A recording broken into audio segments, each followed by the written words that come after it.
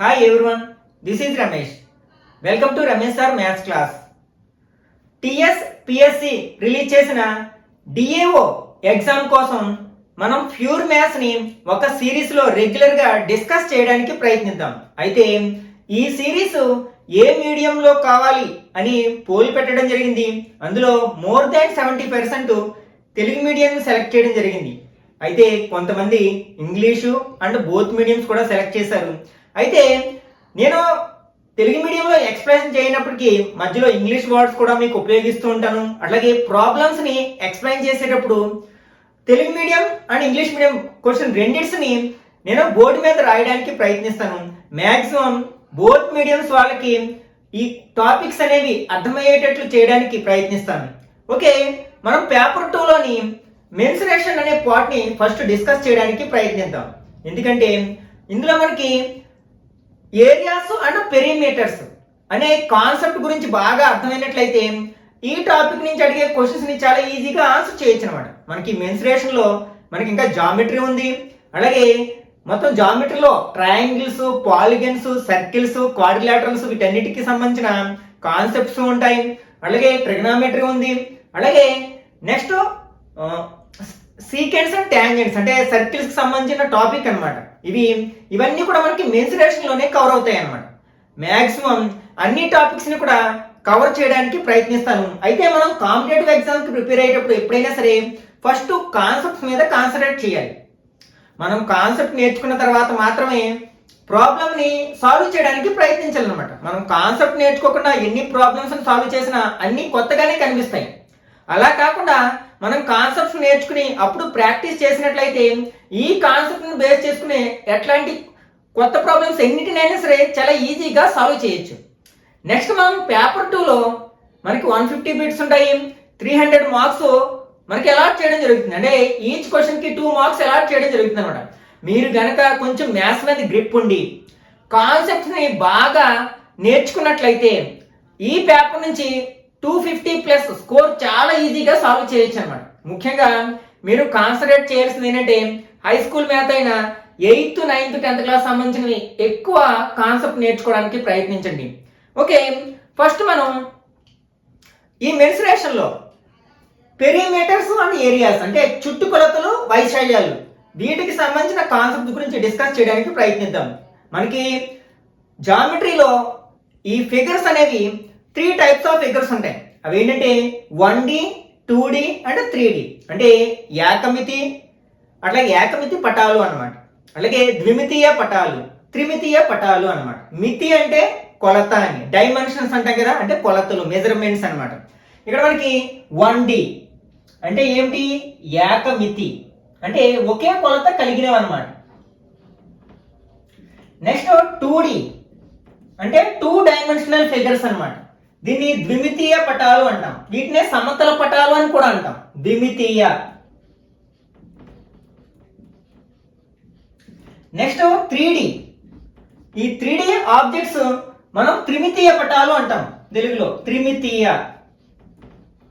త్రిమితీయ వస్తువులు, అలాగే ఘన వస్తువులు అని కూడా అంటాం. అంటే సాలిడ్ ఆబ్జెక్ట్స్ అన్నమాట.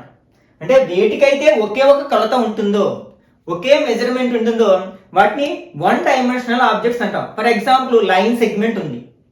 దీనికి ఓన్లీ లెంత్ ఉంటుంది, థిక్నెస్ ఉండదు కదా. బ్రెడ్త్ కానీ హైట్ కానీ ఏముండవు కదా. అంటే ఓన్లీ లెంత్ మాత్రమే ఉంటుంది. అంటే దీనికి ఎన్ని డైమెన్షన్స్ ఉన్నాయి, ఎన్ని కొలతలు ఉన్నాయంటే ఒకే ఒక కొలత ఉంది కాబట్టి దీన్ని ఏకమితి పటంగా చెప్పుకోవచ్చు అనమాట. అంటే లైన్ సెగ్మెంట్ అంటే రేఖాఖండము. దీన్ని మనం ఇంగ్లీష్ లో లైన్ సెగ్మెంట్ అంటాం, లైన్ సెగ్మెంట్. దీన్ని మనం 1D ఫిగర్ కి ఎగ్జాంపుల్ గా చెప్పుకోవచ్చు అనమాట. నెక్స్ట్ 2 డైమెన్షనల్ అంటే ద్విమితీయ పటాలు మనం ఎక్కువగా ఈ ఏరియాస్ అండ్ పెరిమీటర్స్ అంటే వైశాల్యాలు, చుట్టుకొలకు సంబంధించినవి ఎక్కువగా ద్విమితీయ పటాలకు సంబంధించినవి అనమాట. ఇందులో మనకి చాలా కవర్ అవుతాయి. అంటే వీలైనన్ని ఎక్కువ బిట్స్ ఈ ద్విమితీయ పటాలను అడగడానికి, ఆ పటాలనే టాపిక్ నుంచి అడగడానికి అవకాశం ఉందన్నమాట. ఓకే, వీటికి ఎగ్జాంపుల్ గా మనం ఏం చెప్పుకోవచ్చు? ట్రయాంగిల్స్ అంటే త్రిభుజాలు,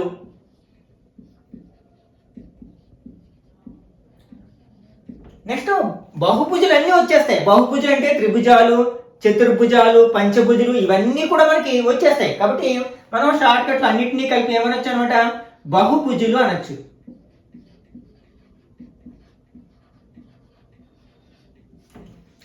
నెక్స్ట్ సర్కిల్స్. మనకి సర్కిల్స్ కూడా బహుభుజుల్లోకే చెందుతాయి. అఫ్ కోర్స్ మీకు ఒక డౌట్ రావచ్చు అనమాట, అంటే వృత్తాలు అని. వృత్తాలకి భుజాలు ఉండవు కదా, దీన్ని ఎందుకు బహుభుజి అంటామంటే మనం భుజాల సంఖ్యను పెంచుకుంటూ వెళ్ళిన కొలది భుజం యొక్క కొలత అనేది చాలా తక్కువగా మారిపోతూ ఉంటుంది, తగ్గిపోతూ ఉంటుంది కదా. కాబట్టి మనం అలా ఇన్ఫైనైట్లీ మనం ప్రొడ్యూస్ చేసుకుంటూ వెళ్ళినట్లయితే, అంటే పెంచుకుంటూ వెళ్ళినట్లయితే, ఇంక్రీజ్ చేసుకుంటూ వెళ్ళినట్లయితే ఆ బహుభుజి ఎలా మారిపోతుందన్నమాట, వృత్తంగా మారిపోతుందన్నమాట. కాబట్టి వృత్తాన్ని కూడా మనం బహుభుజిగా పేర్కొనవచ్చు అన్నమాట. ఓకే, అంటే త్రిభుజ, వృత్తాలు ఇవన్నీ కూడా మనకి ద్విమితీయ పటాల్లోకి వస్తాయన్నమాట. నెక్స్ట్ మనకి 3 డైమెన్షనల్ ఆబ్జెక్ట్స్, అంటే త్రిమితీయ వస్తువులు, వాటిని ఘన వస్తువులు అని కూడా అంటాం అనమాట. వీటికి మనకి ఉదాహరణలుగా ఏం చెప్పుకోవచ్చు, ప్రిజమ్స్ అంటే పట్టకాలు,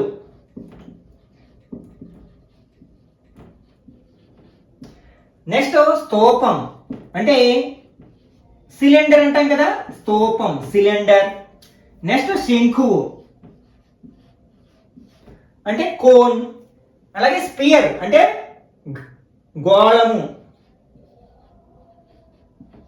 ఎక్సెట్రా. ఇవన్నీ కూడా మనకి ఘన వస్తువులకు, అంటే త్రిమితీయ పటాలకు, త్రిమితీయ వస్తువులకు, అంటే ఘన వస్తువులకు ఉదాహరణలుగా చెప్పుకోవచ్చు అనమాట. ఇక్కడ మనకి పట్టకాలు అంటే ఇందులో మళ్ళీ ఘనము, దీర్ఘఘనము, పిరమిడ్ ఇవన్నీ కూడా మనకి పట్టకాల్లోకి వచ్చేస్తాయి అనమాట. కాబట్టి పట్టకాలు అని చెప్పామంటే వాటిల్లో మనకి ఏముంటాయి అనమాట, ఘనాలు ఉంటాయి, దీర్ఘఘనాలు ఉంటాయి, పిరమిడ్స్ కూడా ఉంటాయి. అలాగే స్తూపాలు అంటే సిలిండర్స్, శంకువులు కోన్స్, గోళం అంటే స్పియర్ అన్నమాట. వీటికి సంబంధించిన అంటే ఇక్కడ వీటికన్నిటి కూడా 2 డైమెన్షన్స్ ఉంటాయి, అంటే లెంత్ అండ్ బ్రెడ్త్, లేకపోతే హైట్ ఉండొచ్చు. దాన్ని హైట్ అనొచ్చు, కొన్ని సందర్భాల్లో బ్రెడ్త్ అంటాము, అంటే వెడల్పు అంటాము, కొన్ని సమయాల్లో ఎత్తు అంటాం అన్నమాట. అంటే 2 కొలతలు కలిగి ఉంటాయి ఈ ద్విమితీయ పటాలన్నీ కూడా, ఈ త్రిభుజాలు, బహుభుజులు ఇవన్నీ కూడా. నెక్స్ట్ త్రిమితీయ పటాలు ఎన్ని కొలతలను కలిగి ఉంటాయి, 3 కొలతలను కలిగి ఉంటాయి. అవి పొడవు, వెడల్పు, దాంతోపాటు ఎత్తు. కొన్ని సందర్భాల్లో ఇక్కడ ఎత్తుని లోతుగా తీసుకుంటాం అన్నమాట. ఫర్ ఎగ్జాంపుల్ ఒక బావి యొక్క కెపాసిటీని, సామర్థ్యాన్ని కనుక్కోవాలనుకోండి, అప్పుడు మనం బావిని లోతు అంటాం కానీ ఎత్తు అనం కదా. కాబట్టి అక్కడ మనం ఎత్తు ప్లేస్ లో లోతు అనే పదం వాడుకుంటాం అన్నమాట. ఓకే, అంటే ఇక్కడ మనకి త్రిమితీయ పటాలకి 3 డైమెన్షన్స్ ఉంటాయి, length, breadth, height or depth అన్నమాట. కొన్ని సమయాల్లో హైట్ ప్లేస్ లో మనం డెప్త్ వాడుతూ ఉంటాం. ఓకే, ఇవి మనకి జామెట్రికల్ ఫిగర్స్ అన్నమాట, different types of geometrical figures. అయితే వీటి యొక్క పెరిమీటర్స్ అంటే ఏరియాస్ ఫైండ్ అవుట్ చేయడానికి ఫార్ములాస్ తెలిసి ఉండాలి. అలాగే ఆ ఫార్ములాస్ ని డిఫరెంట్ ప్రాబ్లమ్స్ కి మనం డిఫరెంట్ గా అప్లై చేయగలగాలన్నమాట. అంటే సందర్భాన్ని బట్టి ఫార్ములాని డైరెక్ట్ గా అప్లై చేయొచ్చు, లేకపోతే ఇండైరెక్ట్ గా కూడా అప్లై చేయాల్సి రావచ్చు అనమాట. అసలు ఫస్ట్ చుట్టుకొలతకి వైశాల్యానికి భేదము, డిఫరెన్స్ తెలుసుకోవడానికి ప్రయత్నిద్దాం. ఏ సందర్భంలో మనం చుట్టుకొలతను ఫైండ్ అవుట్ చేయాలి, అలాగే ఏ సందర్భంలో వైశాల్యాన్ని ఫైండ్ అవుట్ చేయాలి అనేవి మనకు తెలిసినప్పుడే ప్రాబ్లమ్స్ ని సులభంగా అర్థం చేసుకుని మనం ఈజీగా సాల్వ్ చేయగలుగుతాం అన్నమాట. అంటే పెరిమీటర్ కి ఏరియాకి డిఫరెన్స్, చుట్టుకొలత.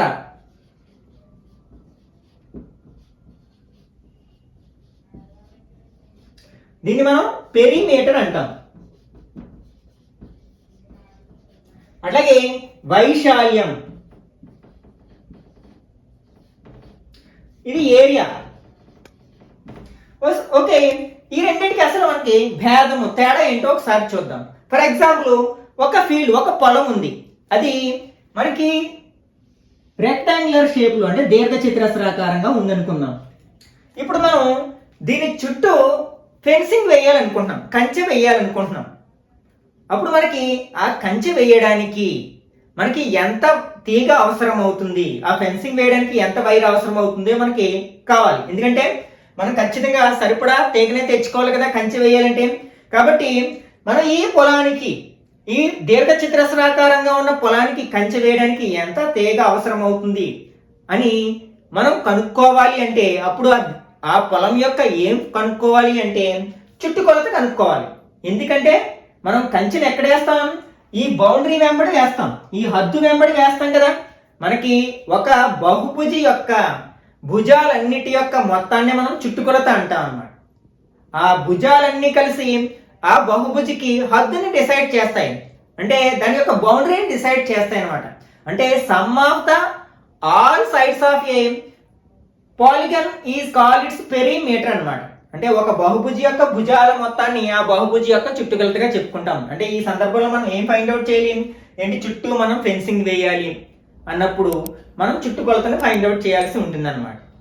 ఇంకా వైశాల్యం, ఫర్ ఎగ్జాంపుల్ ఇదే పొలంలో మనం కొన్ని మొక్కలు నాటాలనుకుంటున్నాం. అయితే ఒక చదరపు మీటర్లో ఒక్కొక్క మొక్క వంతున మనం ఎన్ని మొక్కలు అవసరం అవుతాయి అనేది కనుక్కోవాల్సి వచ్చింది అనుకోండి. అప్పుడు మనం ఏం కనుక్కోవాలంటే వైశాల్యం కనుక్కోవాలి. ఎందుకని? ఇక్కడ మొక్కలను మనం ఎక్కడ నాటుతాం? పొలం లోపలి భాగంలో నాటుతాం.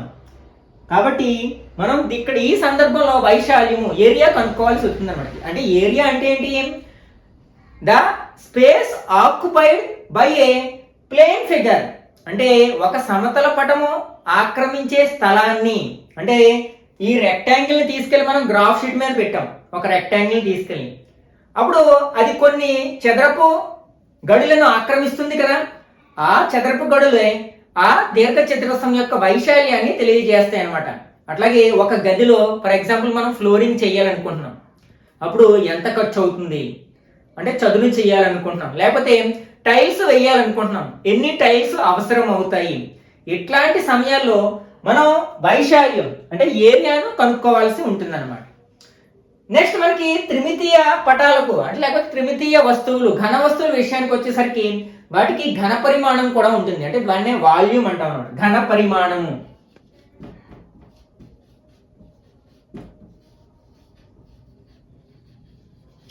దీన్నే మనం ఇంగ్లీష్ లో వాల్యూమ్ అంటాం. మరి వాల్యూమ్ ఏ సందర్భంలో కనుక్కోవాల్సి వస్తుంది? ఘన పరిమాణాన్ని ఏ సందర్భంలో కనుక్కోవాలి? ఫర్ ఎగ్జాంపుల్ ఒక ట్యాంక్ ఉంది, ఆ ట్యాంకు అంటే ఒక తొట్టె ఉంది, లేకపోతే ఒక పెద్ద డ్రమ్ ఉంది అనమాట, లేకపోతే ఒక బావి ఉంది. ఆ బావిలో పట్టే నీటి యొక్క సామర్థ్యం ఎంత? ఇట్లాంటి సమయం, లేకపోతే ఒక దీర్ఘ ఘనాకారంలో ఒక పెట్టె ఉంది, దీనిలో ఘనాకారంలో ఉన్న కొన్ని చాక్ పీస్ పెట్టెలను, శుద్ధముక్క పెట్టెలు ఎన్ని పడతాయి? ఇట్లాంటి సమయంలో అంటే ఈ బాక్సులు పట్టుకెళ్ళి మనం ఎక్కడ పెడతాం? ఆ బాక్స్ లోపల పెడతాం కదా. ఈ చిన్న బాక్సులు తీసుకెళ్ళి ఆ పెద్ద బాక్స్ లోపల పెడతాం మనం. అప్పుడు మనకి దీర్ఘ ఘనాకార పెట్టెలో ఈ ఘనాకార చాక్ పీస్ పెట్టెలు ఎన్ని పడతాయి? ఇట్లాంటి సమయంలో మనకి ఏం ఫైండ్ అవుట్ చేయాల్సిన అవసరం ఉందన్నమాట? ఘన పరిమాణము అంటే వాల్యూమ్ని ఫైండ్ అవుట్ చేయాల్సి ఉందన్నమాట. ఇలాంటివి మనం ప్రాబ్లమ్స్ సాల్వ్ చేసేటప్పుడు ఇంకా క్లియర్గా మీకు అర్థమవుతాయి.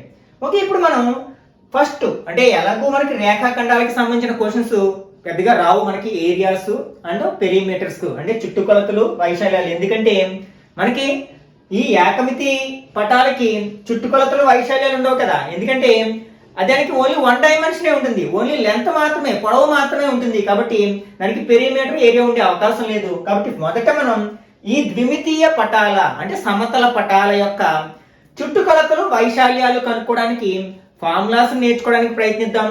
అట్లాగే ఈ టాపిక్ మీద అంటే 2 డైమెన్షనల్ ఫిగర్స్ అంటే ముఖ్యంగా ట్రయాంగిల్స్ అండ్ క్వాడ్రిలేటరల్స్ అంటే త్రిభుజాలు అండ్ చతుర్భుజాలు, అలాగే వృత్తాలు, వీటికి సంబంధించిన వైశాల్యాలు అలాగే చుట్టుకొలతలు కనుక్కోవడానికి సూత్రాలను నేర్చుకుందాం. అట్లాగే ఈ సూత్రాలను ఉపయోగించి మనకి ప్రాబ్లమ్స్ ని ఎలా సాల్వ్ చేయాలి, ముఖ్యంగా ఈ టాపిక్ మీద ప్రీవియస్ కాంపిటేటివ్ ఎగ్జామ్స్ అడిగిన క్వశ్చన్స్ ని ఎలా ఆన్సర్ చేయాలనేది మనం డిస్కస్ చేయడానికి ప్రయత్నిద్దాం.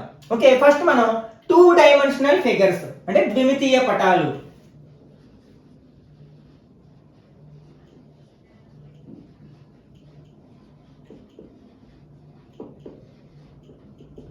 వీటిని మనం ఏమన్నాం?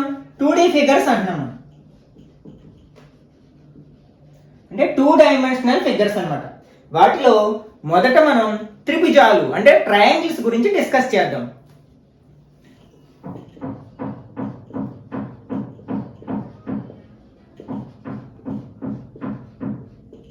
అయితే మనకి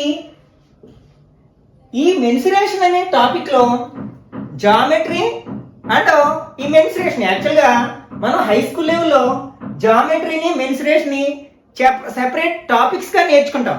కానీ ఈ ఎగ్జామ్ కి మనం రెండింటిని కలిపి నేర్చుకోవాల్సి ఉందన్నమాట. ఎందుకంటే జామెట్రీ అండ్ మెన్సురేషన్ రెండు కూడా కొరిలేషన్ కలిగి ఉంటాయి, అంటే సహసంబంధాన్ని కలిగి ఉంటాయి అన్నమాట. అసలు జామెట్రీని ఉపయోగించకుండా మనం మెన్సురేషన్ లోని ఏ ప్రాబ్లమ్స్ ని సాల్వ్ చేయలేము. ఎందుకంటే జామెట్రీలో నేర్చుకున్న అన్ని కాన్సెప్ట్ ని మనం మెన్సురేషన్ లో అడిగే ప్రాబ్లమ్స్ ని ఆన్సర్ చేయడానికి ఉపయోగిస్తాం. కాబట్టి రెండింటిని కూడా మనం ప్యారలల్ గా నేర్చుకోవాల్సి ఉంటుంది అనమాట కొన్ని టాపిక్స్ విషయానికి వచ్చేసరికి.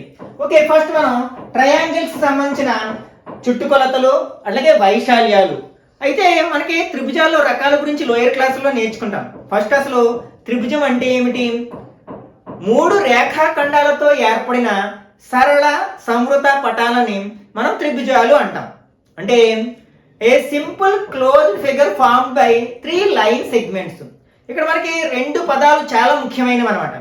సింపుల్, క్లోజ్డ్ అంటే సరళ, సంవృత. వీటి గురించి ఒకసారి అర్థం చేసుకోవడానికి ప్రయత్నిద్దాం. ఓకే, సరళ అండ్ సంవృత, దీన్ని మనం ఇంగ్లీష్ లో సింపుల్ ఫిగర్స్ అంటాం. అలాగే వీటిని మనం క్లోజ్డ్ ఫిగర్స్ అంటాం. ఈ క్లోజ్డ్ ఫిగర్స్ అనేది చాలా ఈజీగా అర్థమవుతుంది. అంటే బౌండెడ్ బై ఆల్ సైడ్స్, అంటే మనకి అన్ని వైపులా కూడా బౌండ్ చేయబడినది, మూసివేయబడి ఉన్న మనం పటాలని లేకపోతే ఆ వక్రాలని మనం ఏమంటాం అంటే సంవృత వక్రాలు లేకపోతే సంవృత పటాలు అంటాం. ఫర్ ఎగ్జాంపుల్ ఈ సర్కిల్ ఉంది. ఈ సర్కిల్ అనేది మనం దీని యొక్క ఈ పెరిమీటర్ అనేది లేదా దాన్ని మనం సర్కిల్ యొక్క పెరిమీటర్ ని మనం సర్క్యూఫరెన్స్ అంటాం. ఎందుకంటే కర్వడ లైన్ చేత మనకి అది నిర్మితమై ఉంటుంది కాబట్టి, అంటే వక్రరేఖ చేత గీయబడుతూ ఉంటుంది కాబట్టి దీని యొక్క చుట్టుకొలతని మనం ఏమంటాం? పరిధి అంటాం, వృత్త పరిధి అంటాం అన్నమాట. ఇక్కడ మనకి ఇంటీరియర్ అవుట్ సైడ్ అంటే అంతరము బాహ్యము ఇలా వేరు చేయబడి ఉన్నాం అనమాట. ఇది అంతరము, ఇది బాహ్యము. Okay, interior exterior. For example ఇలా ఉంది. మనం దీనికి ఇంటీరియర్ ఎక్స్టీరియర్ డిసైడ్ చేయగలమా? చేయలేము. ఎందుకంటే ఇది ఓపెన్ ఫిగర్, అంటే ఇది సంవృతం కాని పటం అంటే వివృత పటము అంటాం. అంటే సంవృతం కాని పటాలను మనం వివృత పటాలు అంటాం. ఇది వివృత పటము, ఇది సంవృత పటము. వక్రరేఖలతో నిర్మించబడినవి. అలాగే మనకి రేఖాఖండాలతో నిర్మించబడినవి కూడా ఉండొచ్చు కదా. ఇదేమవుతుంది? మనకి వివృత పటం. ఫర్ ఎగ్జాంపుల్ ఇదే మనం ట్రయాంగిల్ తీసుకున్నాం అనుకోండి, ఇది సంవృత పటం అన్నమాట. సంవృత పటం అంటే మనం ఏం చేస్తున్నాం? అది ఒక తలాన్ని 2 భాగాలుగా విభజిస్తుంది. ఏంటది? అంతరంగాను బాహ్యంగాను, అంటే ఆ పటం యొక్క అంతరము బాహ్యము 2 భాగాలుగా విభజిస్తుంది. ఇంకా చెప్పాలంటే 3 భాగాలు, అంటే ఈ మీద ఉన్న భాగాన్ని కూడా మనం ఒక భాగాన్ని, అంటే ఆ పటం అంచు మీద ఉన్న బిందువుల సమితిని కూడా మనం మరొక భాగంగా గుర్తించినట్లయితే మొత్తం 3 భాగాలు అవుతాయి అన్నమాట. కానీ ఈ వివృత పటాలు ఈ తలాన్ని విభజించడం లేదు. ఎందుకంటే మనకి ఇది అంతరము బాహ్యముని నిర్ణయించలేము ఈ పటాల వల్ల. కాబట్టి ఇవి ఏమవుతాయి? సంవృత పటాలు అవుతాయి. ఇవి 2 మనకి సంవృత పటాలు అవుతాయి, ఇవి వివృత పటాలు అవుతాయి అన్నమాట. ఇంకా మనకి సరళ అంటే సింపుల్ అనే పదం. మనకి ఎప్పుడైనా సరే ఏదైనా ఒక పటము లేకపోతే ఒక వక్రము తనని తాను దాటుకు వెళ్ళలేకుండా ఉన్నట్లయితే దాన్ని సరళ పటం అంటాం అన్నమాట, సింపుల్ ఫిగర్ అంటాం. ఫర్ ఎగ్జాంపుల్ ఈ సర్కిల్ ఉంది. మనం సర్కిల్ డ్రా చేసేటప్పుడు ఏం చేస్తాం? ఇలా డ్రా చేసాం, ఇలా స్టార్ట్ చేసి మళ్ళీ ఇక్కడికి వచ్చి ఆగుతాం. అంతేగాని అంటే ఎక్కడ బయలుదేరామో అక్కడే ఆపేసాం. అలా కాకుండా ఫర్ ఎగ్జాంపుల్ నేను ఇలా డ్రా చేశాను. మనం సంవృత వివృత అని చెప్పేటప్పుడు 2 సంవృత పటాలే అవుతాయి. కానీ ఇప్పుడు సరళ పటమా కాదా అని చెప్పేటప్పుడు మనకి ఇది సరళ పటం అవుతుంది, ఇది సరళ పటం కాదనమాట. ఇది సింపుల్ ఫిగర్ అవుతుంది, ఇది సింపుల్ ఫిగర్ కాదు. ఎందుకని? మనం ఇట్లా ఈ సర్కిల్ని ఈ వృత్తాన్ని గీసేటప్పుడు ఏం చేసాం? తనని తాను దాటుకుని వెళ్ళలేదు, అంటే దాన్ని అదే క్రాస్ చేయలేడు ఆ వక్రం. కానీ ఈ సందర్భంలో దీన్ని డ్రా చేసేటప్పుడు ఏం చేసాం? దాన్ని తాను క్రాస్ చేసుకుని వెళ్ళిపోయింది. అప్పుడు ఇలాంటి ఫిగర్స్ మనం ఏమంటాం? సరళ పటాలు కావు అంటాం. సరళ పటం అవ్వాలంటే తనను తాను దాటుకు వెళ్ళకూడదు అన్నమాట. అందుకని మనం ఎప్పుడైనా సరే బహుభుజుల యొక్క నిర్వచనం చెప్పేటప్పుడు అంటే పాలిగన్స్ యొక్క డెఫినేషన్ చెప్పేటప్పుడు ఈ 2 వర్డ్స్ కూడా ఉపయోగించాల్సి ఉందన్నమాట. నేను ట్రయాంగిల్ డెఫినేషన్ అడిగాను, అప్పుడు మీరు ఎలా చెప్పారు? Okay, a triangle is a figure formed by 3 line segments అన్నాం అనుకోండి. అంటే ఇక్కడ మనం ఏం వాడలేదు, సింపుల్ క్లోజ్డ్ అయ్యే పదం వాడలేదు. అంటే 3 రేఖాఖండాలతో ఏర్పడే పటాన్ని త్రిభుజం అన్నాం అనుకోండి. అప్పుడు మనం దీన్ని కూడా త్రిభుజమే అనాలి. ఎందుకంటే అప్పుడు 3 రేఖాఖండాలతో ఏర్పడింది కదా. ఎందుకంటే 3 లైన్ సెగ్మెంట్స్ మాత్రమే ఉన్నాయి కాబట్టి దీన్ని త్రిభుజం అనేయాలి. కానీ మనం డెఫినేషన్లో ఖచ్చితంగా మెన్షన్ చేయాల్సిన పదాలు ఏంటి అంటే సింపుల్ అండ్ క్లోజ్డ్, అంటే సరళ సంవృత. కాబట్టి సరళ సంవృత పటం అనే పదం వాడాలన్నమాట. అంటే 3 రేఖాఖండాలతో ఏర్పడిన సరళ సంవృత పటాలని మనం ఏమనొచ్చు అనమాట, త్రిభుజము అనవచ్చు అనమాట. ఓకే, అయితే ఈ త్రిభుజాలని మనం డిఫరెంట్ టైప్స్లో క్లాసిఫై చేస్తూ ఉంటాం, అంటే వర్గీకరిస్తూ ఉంటాం. అవేంటి, మన భుజాల ఆధారంగా ఒక రకంగా వర్గీకరిస్తాం, అలాగే కోణాల ఆధారంగా కూడా మరొక రకంగా వర్గీకరిస్తాం. ఒకసారి వాటి గురించి నేర్చుకున్నట్లయితే వాటికి డిఫరెంట్ ఫార్ములాస్ ఉంటాయన్నమాట. అంటే ఒక రకమైన త్రిభుజానికి ఒక ఫార్ములా వైశాల్యాన్ని కనుక్కోవడానికి, అలాగే మరొక రకమైన త్రిభుజానికి మరొక ఫార్ములా ఉపయోగిస్తాం. కాబట్టి మనకి ఇందులో రకాలు తెలిసినట్లయితే వాటి డిఫరెన్సెస్ మనం ఈజీగా ఐడెంటిఫై చేయొచ్చు అనమాట. Okay, different types of triangles అంటే త్రిభుజాల్లో రకాలు. ఇది మనకి జ్యామితిలో కూడా డిస్కస్ చేయాల్సి ఉంటుంది. కాబట్టి ఇక్కడే మనం డీటెయిల్ గా డిస్కస్ చేసినట్లయితే అక్కడ మనకి డిస్కస్ చేయాల్సిన అవసరం లేదనమాట. ఎందుకంటే ఈ త్రిభుజం యొక్క రకం మీదే మనకి దాని యొక్క వైశాల్యాన్ని కనుక్కోవడానికి ఏ ఫార్ములా ఉపయోగించాలి, ఏ సూత్రాన్ని ఉపయోగించాలి అనేది మనకి ఐడియా ఉంటుంది. కాబట్టి ఓకే, ఇప్పుడు త్రిభుజాన్ని మనం 2 రకాలుగా వర్గీకరించవచ్చు అనమాట. అంటే triangles can be classified into 2 వేస్. ఒకటేమో మనకి భుజాల ఆధారంగా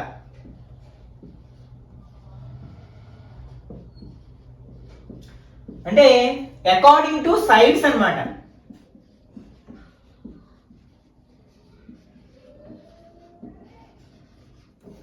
మనకి త్రిభుజాలు 3 రకాలుగా ఉంటాయి. అవి ఏంటంటే మొదటిది సమబాహు త్రిభుజం. దీన్ని మనం ఈక్విలేటరల్ ట్రయాంగిల్ అంటాం, ఈక్విలేటరల్. నెక్స్ట్ సెకండ్ వన్ సమద్విబాహు త్రిభుజం.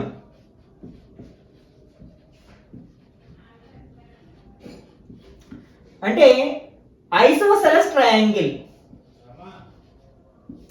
నెక్స్ట్ థర్డ్ వన్ విషమ బాహు త్రిభుజం.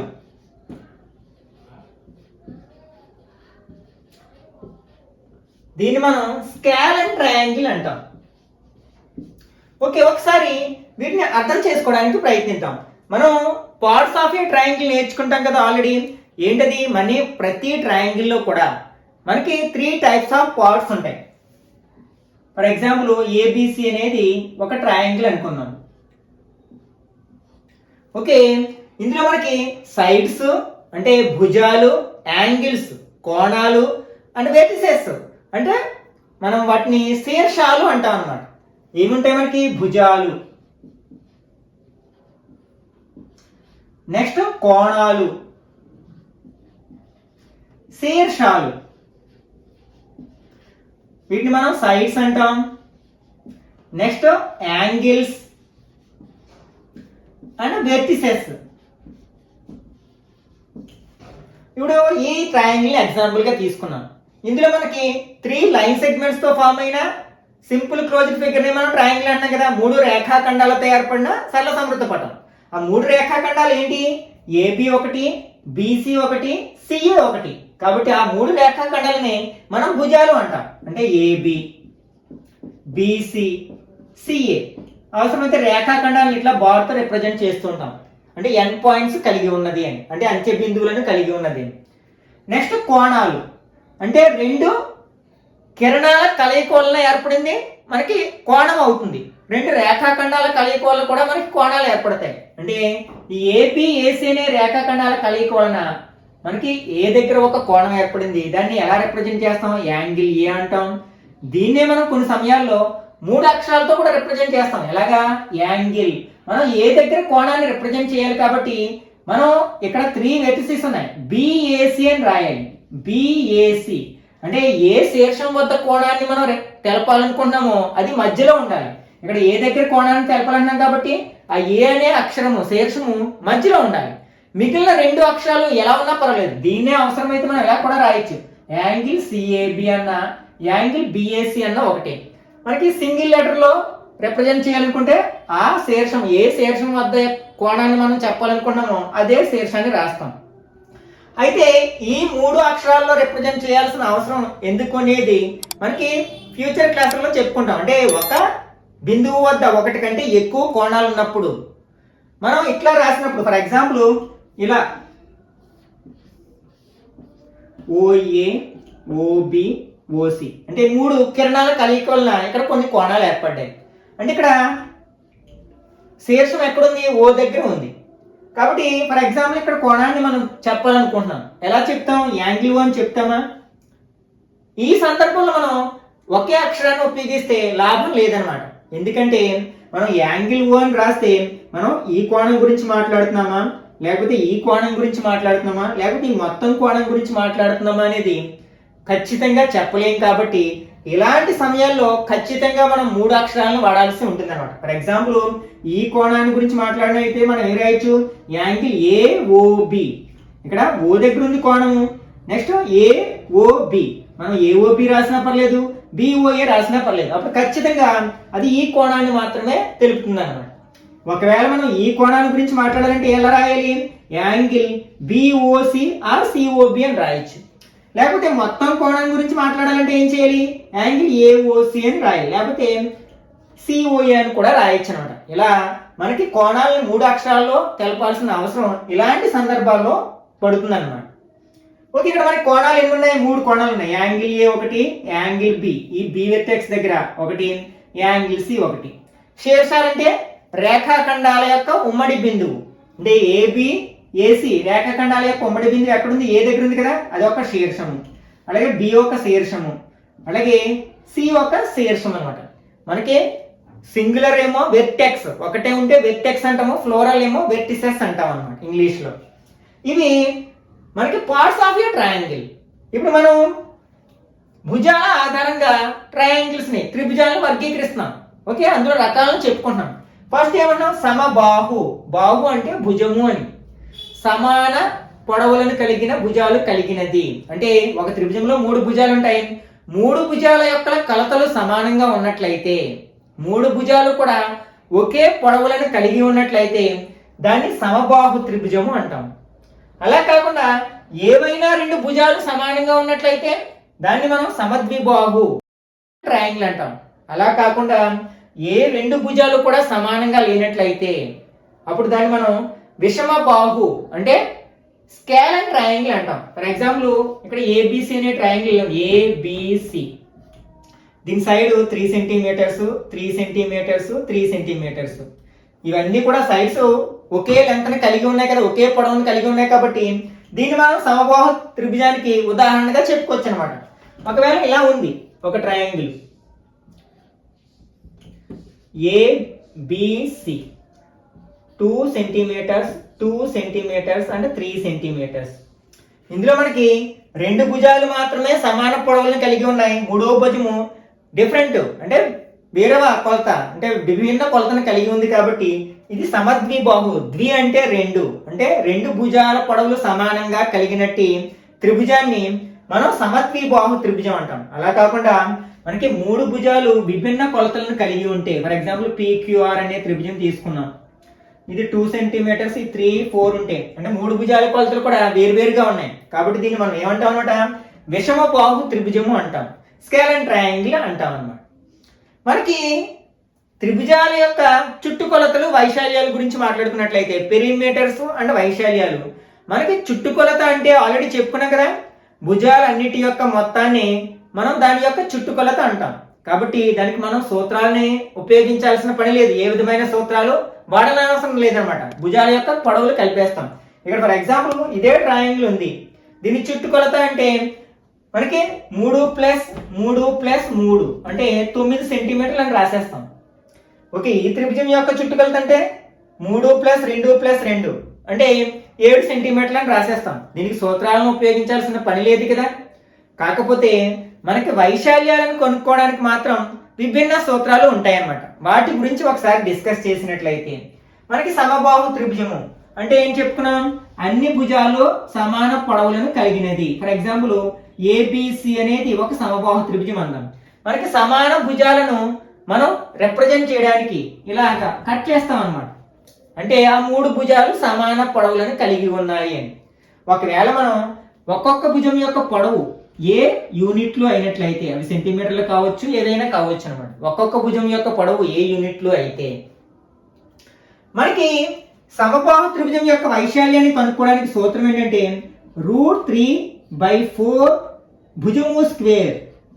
ఈ భుజముని మనం ఏమనుకున్నాం, ఏ అనుకున్నాం కదా, అంటే √3/4 అనే సూత్రాన్ని ఉపయోగిస్తాం అన్నమాట. ఇది దేనికి సూత్రము, సమబాహు త్రిభుజం యొక్క వైశాల్యాన్ని కనుక్కోవడానికి సూత్రము. అంటే area of an equilateral triangle is √3/4 ఇక్కడ ఏ అంటే సైడ్ ఆఫ్ ద ట్రయాంగిల్ అన్నమాట. ఓకే, యాక్చువల్గా మనం లోయర్ క్లాసుల నుంచి కూడా త్రిభుజ వైశాల్యము ఏరియా ఆఫ్ ట్రయాంగిల్ అనగానే వెంటనే గుర్తుకొచ్చేది ఏంటంటే అరా ఇంటూ భూమి ఇంటూ ఎత్తు. ఈ సూత్రం గుర్తుకొస్తుంది మనకి.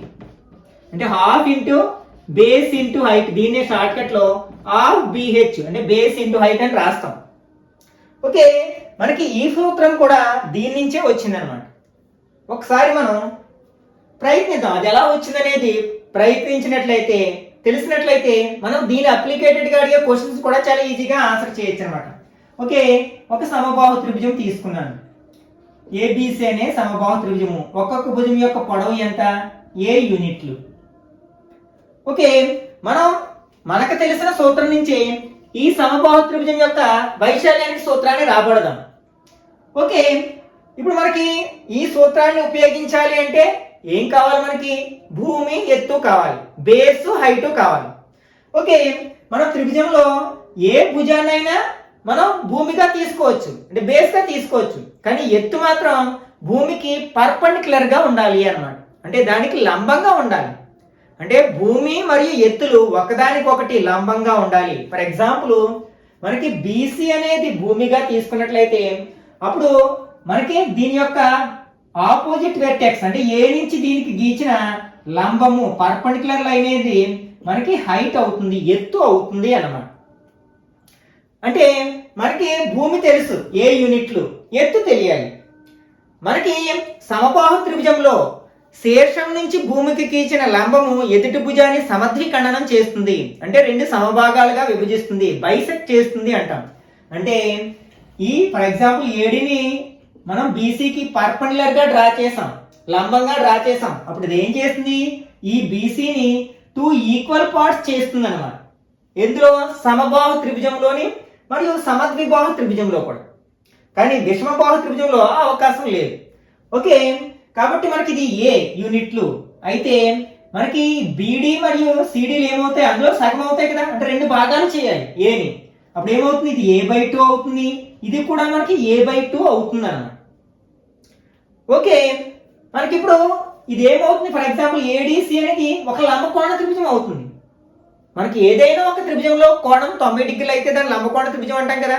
కాబట్టి ఇక్కడ డి దగ్గర కోణం 90 డిగ్రీలు కాబట్టి మనం ఏడిసిని లంబకోణ త్రిభుజం అనొచ్చు, అంటే రైట్ యాంగిల్ ట్రయాంగిల్ అనొచ్చు.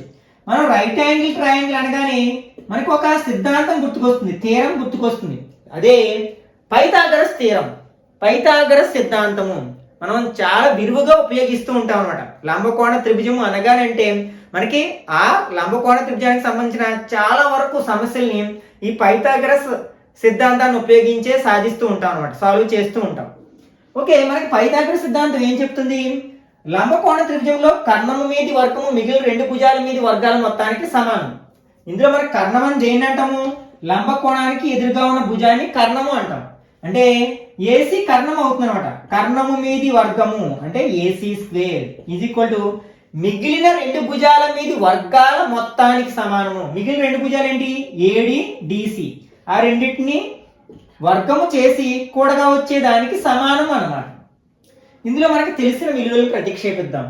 ఏసీ తెలుసు కదా, ఇది సమబాహు త్రిభుజం కాబట్టి అన్ని భుజాలు సమానంగా ఉంటాయి కాబట్టి ఏ, స్క్వేర్ ఉంది కాబట్టి స్క్వేర్. ఇక్కడ మనకి ఏడి అంటే ఎత్తు కదా, H². ప్లస్ సిడి అంటే మనకి బీసీలో సగము, అది ఎంత అయింది a/2 అయింది. కాబట్టి సిడి ప్లస్ మనం ఏ రాయొచ్చు a/2 స్క్వేర్ అని రాయొచ్చు. Okay, A square equal to H square plus ఏని స్క్వేర్ చేస్తే ఏ స్క్వేర్, రెండుని స్క్వేర్ చేస్తే 4. మనం ఏం కావాలనుకున్నాం, హెచ్ కావాలనుకుంటున్నాం. కాబట్టి దీన్ని మనం ఎల్హెచ్ఎస్లోకి పంపించేసినట్లయితే a square minus a square by 4 equal to ఇక్కడ ఏముంటుంది హెచ్ స్క్వేర్ ఉంటుంది. దీన్ని సింప్లిఫై చేద్దాం. ఇది ఫ్రాక్షన్లో ఉంది, ఇది ఫ్రాక్షన్లో లేదు కాబట్టి బై 1 పెట్టుకోవచ్చు.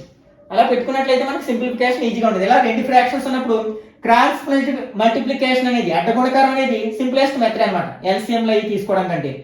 ఇక్కడ ఈ 4 ఇంటూ ఏ స్క్వేర్ ఏమవుతుంది 4a స్క్వేర్ అవుతుంది మైనస్ 1 ఇంటూ ఏ స్క్వేర్ ఏమవుతుంది ఏ స్క్వేర్ అవుతుంది బై 1 4 ద 4 ఒక 4 ఈక్వల్ టు హెచ్ స్క్వేర్ అవుతుంది.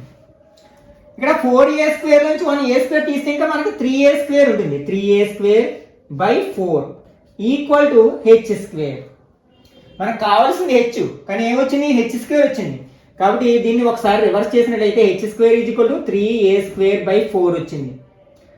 ఈ స్క్వేర్ ని ఆర్హెచ్ఎస్ లోకి పంపితే ఏమవుతుంది స్క్వేర్ రూట్ అవుతుంది, ప్లస్ మైనస్ అవుతుంది, మైనస్ ప్లస్ అవుతుంది, ఇంటూ డివిజన్ అవుతుంది, డివిజన్ ఇంటూ అవుతుంది, స్క్వేర్ స్క్వేర్ రూట్ అవుతుంది, స్క్వేర్ రూట్ స్క్వేర్ అవుతుంది. రెండు ఒకదానికి ఒకటి ఆపోజిట్ ఆపరేషన్స్ అన్నమాట. కాబట్టి H is equal to square root of 3a square by 4 అవుతుంది అన్నమాట. మనకి 3 అనేది పరిపూర్ణ వర్గ సంఖ్య కాదు, అంటే పర్ఫెక్ట్ స్క్వేర్ కాదు, దానికి స్క్వేర్ రూట్ ఉండదు. కాబట్టి దాన్ని మనం ఏం చేయలేము √3. కానీ ఏ స్క్వేర్ యొక్క స్క్వేర్ రూట్ ఎంత ఏ బై 4 కి స్క్వేర్ రూట్ ఉంది కదా 2. అంటే మనం రెండు సమాన సంఖ్యల లబ్ధం. ఫర్ ఎగ్జాంపుల్ 3 ఇంటూ 3 3 ఎంత 9 కదా, దీని పరిపూర్ణ వర్గ సంఖ్య అంటాం. అంటే ఒక సంఖ్యను రెండు సమాన సంఖ్యల లబ్ధంగా రాయగలిగితే దాన్ని పరిపూర్ణ వర్గ సంఖ్య అంటాం. మనం ఏ సమాన సంఖ్యల వర్గంగా రాసామో దాన్ని దీని యొక్క వర్గమూలం అంటాం. అంటే ఇదేమో వర్గ సంఖ్య అవుతుంది లేకపోతే పరిపూర్ణ వర్గ సంఖ్య అవుతుంది. ఈ 3 అనేది దాని యొక్క వర్గమూలం అవుతున్నాం. దాన్ని ఎలా రాస్తాం square root of 9 equal to 3 అని రాస్తాం అన్నమాట. ఫర్ ఎగ్జాంపుల్ 25 ఉంది, దీన్ని ఎలా రాయొచ్చు 5 ఇంటూ 5 అని రాయొచ్చు. అంటే రెండు సమాన సంఖ్యలు అర్థంగా రాయగలిగాం కదా, కాబట్టి ఇది పరిపూర్ణ వర్గ సంఖ్య పర్ఫెక్ట్ స్క్వేర్ నెంబర్ అంటాం. ఈ 25 యొక్క స్క్వేర్ రూట్ ఎంత అంటే 5 అంటాం అన్నమాట. ఓకే, ఇక్కడ అలాగే 4 ని మనం ఎట్లా రాయొచ్చు 2 ఇంటూ 2 అని రాయొచ్చు. కాబట్టి అది పర్ఫెక్ట్ స్క్వేర్ నెంబర్. దాని యొక్క స్క్వేర్ రూట్ ఎంత అవుతుందంటే 2 అవుతుంది అనమాట. ఇది మనకి ఏంటనమాట ఒక సమబాహు త్రిభుజం యొక్క ఉన్నతి లేదా ఎత్తుకి సూత్రం. దీన్ని బేస్ చేసుకుని కూడా మనకి కాంపిటేటివ్ ఎగ్జామ్స్ లో క్వశ్చన్స్ అడగడానికి అవకాశం ఉంది. కాబట్టి ఇలాంటి కీ పాయింట్స్ అన్నిటినీ కూడా నోట్స్ ప్రిపేర్ చేసుకున్నట్లయితే వాటిని మనం రివైజ్ చేసుకోవడానికి అలాగే వాటిని ఉపయోగించి మనం బిట్స్ ని సాల్వ్ చేయడానికి ఉపయోగపడతాయి అన్నమాట. ఓకే, ఇప్పుడు మనకి ఇంతకుముందే చెప్పుకున్నాం కదా, మనకు తెలిసిన సూత్రాన్ని సమబాహు త్రిభుజం యొక్క వైశాల్యాన్ని కనుక్కోవడానికి ఉపయోగిస్తున్నాం. మనకు తెలిసిన సూత్రం ఏంటి అర ఇంటూ భూమి ఇంటూ ఎత్తు ½ BH. ఇందులో మనకు ఆల్రెడీ బేస్ BC అనుకున్నాం కాబట్టి బేస్ తెలుసు ఏ, భూమి ఏ, ఎత్తు కనుక్కున్నాం. ఇప్పుడు ఆ సూత్రంలో ప్రతిక్షేపించినట్లయితే మనం వైశాల్యాలను ఏ అనే అక్షరంతో సూచిస్తాం ఏరియాస్ కాబట్టి. ఏంటి ఫార్ములా మనకి ½ ఈక్వల్ టు హాఫ్ అంటే అర ఇంటూ బేస్, దీని బేస్ ఎంత ఏ అనుకున్నాం కదా ఏ ఇంటూ హెచ్ ఎంత వచ్చింది మనకి √3/2a. ఓకే, దీన్ని సింప్లిఫై చేద్దాం. ఓకే, ఫస్ట్ న్యూమరేటర్ లో నెంబర్స్ మల్టిప్లై చేసినట్లయితే 1 ఇంటూ √3 ఎంత అవుతుంది √3 అవుతుంది బై 2 2 ఎంత అవుతుంది 4 అవుతుంది.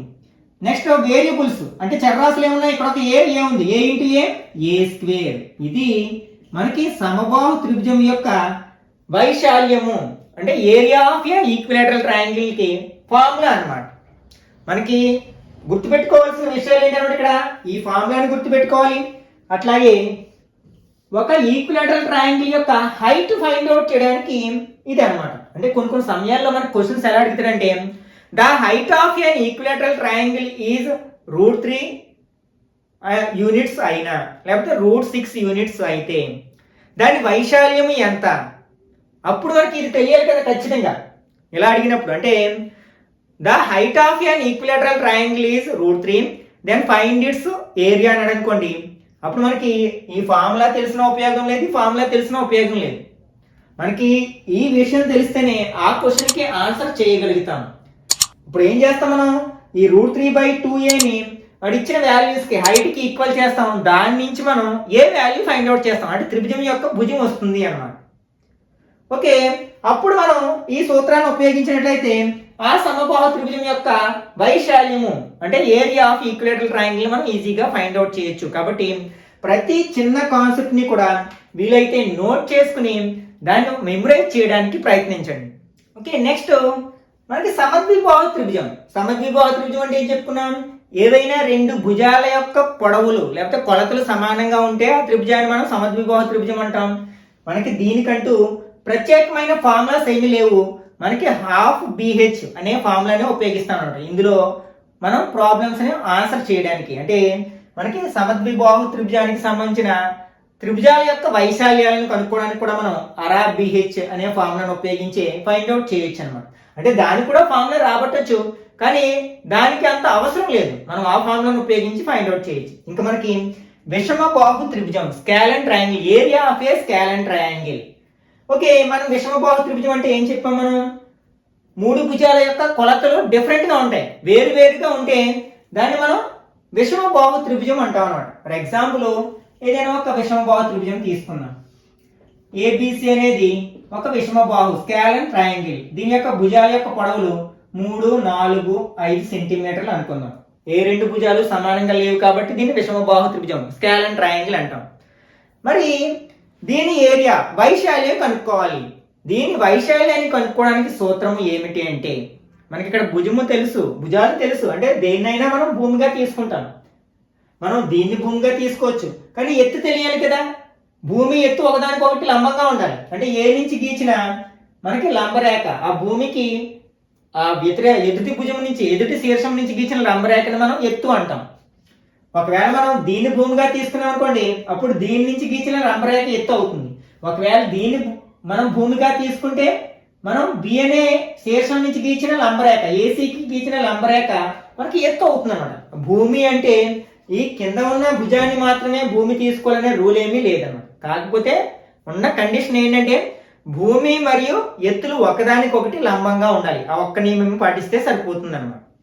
అయితే మనకి ఇక్కడ లంబరేఖ గీచి లేకపోతే సమబాహు త్రిభుజానికి ఎలా కనుక్కున్నామో అలా కనుక్కోవచ్చు. అంటే ఇలా లంబరేఖను గీసినట్లయితే అది BCని సమద్వికరణ చేయదు, అంటే బైసెక్ట్ చేయదు. కాబట్టి మనం దాని యొక్క లెంత్ని కరెక్ట్గా ఎగ్జాక్ట్గా మనం ఫైండ్ అవుట్ చేయలేము. కాబట్టి మనం ఆ ఫార్ములాని అప్లై చేయలేము, ఆ పద్ధతిని పాటించలేము అనమాట. మనకి విషమ బాహు త్రిభుజం యొక్క వైశాల్యానికి కనుక్కోవడానికి సూత్రం ఏంటంటే హీరోస్ సూత్రం అని ఒకటి ఉందన్నమాట. దాన్ని హెరాన్స్ ఫార్ములా అని కూడా అంటారు. మనకి ఏరియాని ఏతో రిప్రజెంట్ చేస్తాం కదా, ఫార్ములా ఏంటంటే square root of S into S minus A into S minus B into S minus C. Okay, మనకి ఇందులో S అనేది ఏంటి, ఇక్కడ మనకి S ఏంటంటే హాఫ్ పెరిమీటర్, అర్ధ చుట్టుకొలత, అంటే చుట్టుకొలతలో సగం. మనం చుట్టుకొలత అంటే మళ్ళీ మనకి ఇక్కడ స్మాల్ లెటర్స్ వచ్చాయి కదా, ABC. మనం భుజాలను సాధారణంగా క్యాపిటల్ లెటర్స్ లో 2 అక్షరాలతో సూచిస్తాం. ఇదే త్రిభుజం తీసుకున్నాం మనం. AB భుజాలు ఏంటంటే మనం ఏం చెప్తాం, AB, BC అండ్ CA, ఈ 3 భుజాలు అంటాం. అయితే త్రిభుజం యొక్క భుజాలని లోవర్ కేస్ లెటర్స్, అంటే సైడ్స్ ఆఫ్ ఏ ట్రయాంగిల్ ని మనం లోవర్ కేస్ లెటర్స్ అంటే ఇంగ్లీష్ లో ఉన్న స్మాల్ లెటర్స్ తో కూడా రిప్రజెంట్ చేయొచ్చు అనమాట. కాకపోతే అప్పుడు మనం సింగిల్ లెటర్స్ వాడతాం. అయితే ఏ భుజాన్ని ఏ అక్షరంతో సూచించాలి అంటే మనకి క్యాపిటల్ ఏ శీర్షానికి ఎదురుగా ఉన్న భుజాన్ని స్మాల్ ఏ తో రిప్రజెంట్ చేస్తాం. అట్లాగే క్యాపిటల్ B శీర్షానికి ఎదురుగా ఉన్న భుజాన్ని స్మాల్ b తోటి, అలాగే క్యాపిటల్ Cకి ఎదురుగా ఉన్న భుజాన్ని స్మాల్ c తోటి రిప్రజెంట్ చేస్తాం అనమాట. అంటే ఇక్కడ భుజాలను మనం 2 రకాలుగా మనం సూచించవచ్చు అనమాట. పెద్ద అక్షరాలతో సూచించవచ్చు, చిన్న అక్షరాలతో సూచించవచ్చు. పెద్ద అక్షరాలు అయితే 2 అక్షరాలు వాడతాం, చిన్న అక్షరాలు అయితే ఒక్కొక్క అక్షరం వాడతాం అనమాట. ఓకే, అంటే దీన్ని బట్టి మనకి 3 శీర్షాలు ఉంటాయి ABC. మనం దీన్ని స్మాల్ లెటర్స్ లోకి మార్చాలంటే ఇక్కడ లేని అక్షరం ఏంటి, AB ఉంది, C లేదు కాబట్టి ఇది C భుజాన్ని C అనమాట. అలాగే బీసీలో ఏ అక్షరం లేదు, ఏ లేదు, ఇది ఏ. అలాగే సిఏలో ఏ అక్షరం లేదు, బి. ఇట్లా అన్నమాట. అంటే ఏబి అన్నా సి అన్నా ఒకటే, బీసీ అన్నా ఏ అన్నా ఒకటే, అలాగే సిఏ అన్నా బి అన్నా ఒకటే అన్నమాట. ఇది త్రిభుజం యొక్క భుజాలు అన్నమాట. ఏబిసి అనేవి ఆ త్రిభుజం యొక్క భుజాల పొడవులు, lengths of the triangle, sides of the triangle. Next s అంటే చుట్టుకొలతలో సగం అన్నాం. చుట్టుకొలత అంటే ఏమన్నాం మనం? భుజాలన్నింటినీ కలిపేసేయాలి. భుజాలు ఏంటి ఇక్కడ? ఏబిసి కదా, వాటిని కలిపేసాం అనుకోండి, ఏ ప్లస్ బి ప్లస్ సి, ఇది చుట్టుకొలత. మరి అందులో సగభాగము అంటే బై 2 చేస్తాం అన్నమాట. అంటే ఇక్కడ ఎస్ కి ఫార్ములా ఏంటంటే a plus b plus c by 2, half perimeter అన్నమాట ఎస్ అంటే.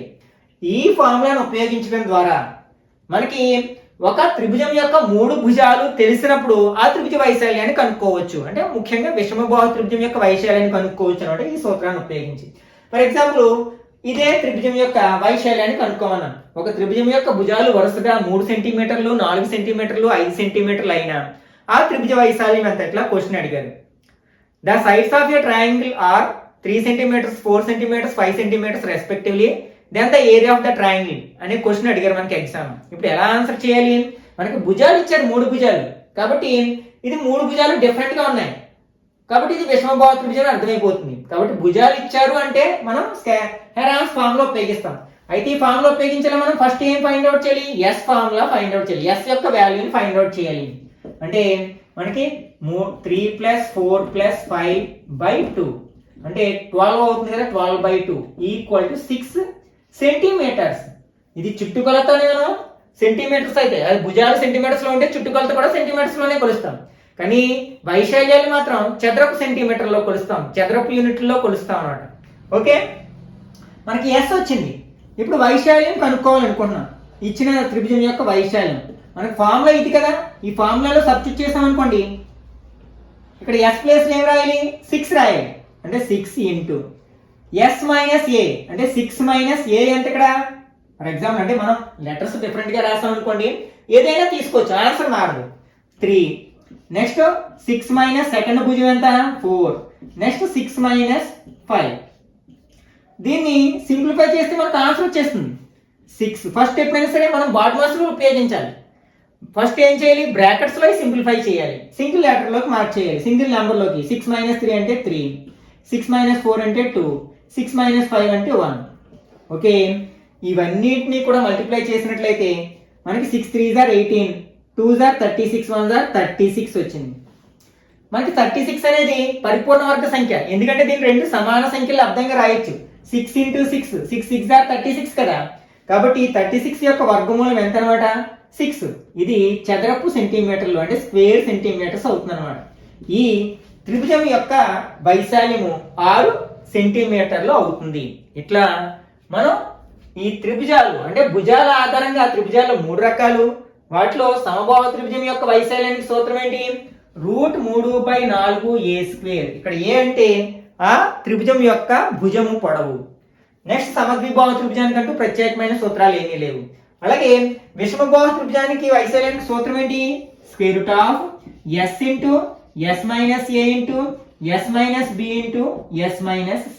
ఇక్కడ ఎస్ ఏంటి? మనకి అర్ధ చుట్టుకొలత అంటే చుట్టుకొలతలో సగము, a + b + c/2. ఇట్లా మనం ఈ కాన్సెప్ట్ ని మైండ్ లో ఉంచుకున్నట్లయితే చాలా వరకు త్రిభుజ వైశాల్యానికి సంబంధించిన సమస్యల్ని ఈజీగా ఆన్సర్ చేయొచ్చు అనమాట. ఓకే, వీడియో యొక్క లెంత్ ఎక్కువైపోతుంది కాబట్టి మరికొన్ని కాన్సెప్ట్స్ ని నెక్స్ట్ పార్ట్ లో డిస్కస్ చేద్దాం. ఓకే, ఈ వీడియో నచ్చినట్లయితే లైక్ చేయండి, అట్లాగే మీ ఫ్రెండ్స్ కూడా షేర్ చేయండి. ఇట్లాంటి మరిన్ని వీడియోస్ కోసం ఛానల్ని సబ్స్క్రైబ్ చేసుకుని పక్కనే ఉన్న బెల్ ఐకాన్ని క్లిక్ చేసినట్లయితే నేను వీడియో పోస్ట్ చేసిన ప్రతిసారి మీకు నోటిఫికేషన్ రూపంలో తెలుస్తుంది, వెంటనే ఆ వీడియో చూసే అవకాశం ఉంటుంది. నెక్స్ట్ వీడియోలో మళ్ళీ కలుసుకుందాం. Till then bye bye now.